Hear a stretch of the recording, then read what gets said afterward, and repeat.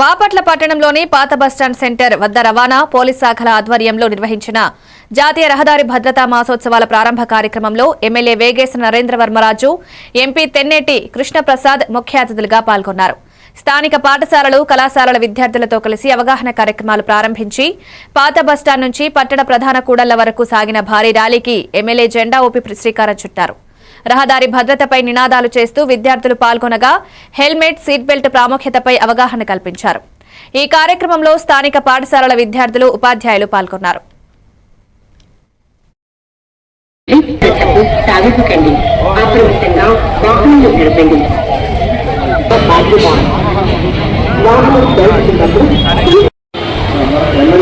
Road safety పాటించాలి అంటే మద్యం సేవించి వెహికల్స్ నడపకూడదు. సీట్ బెల్ట్ వేసుకుని 4 వీలర్స్ లో పోవాలా. సుమారు 50% క్యాజువాలిటీస్, ఫ్యాటాలిటీస్ రోడ్ సేఫ్టీలో 2 వీలర్స్ వాళ్ళకి జరుగుతూ ఉంటాయి. అందుకే కంపల్సరిగా హెల్మెట్ ధరించాలా.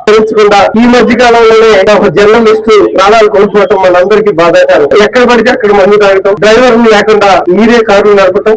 మీరు కారు నడపడం వల్ల మీకే కాదు నష్టం, ఎదుటి వ్యక్తులకి, ఎదుటి కుటుంబాలను కూడా గుద్దేసి నష్టం వాటిల్తా ఉంటుంది. మనం ఈ మధ్య తెల్లారి 4ంటికి గుంటూరు నుంచి వచ్చిన కుర్రోళ్ళ మద్యం తాగి రోడ్డు మీద వెళ్లి లారీని వెనకాల నుంచి గుద్ది చనిపోయారు.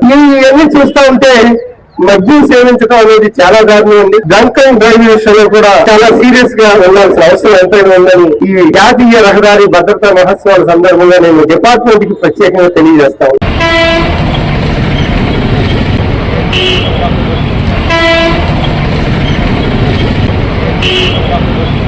మార్గం మీ జీవితం మీది.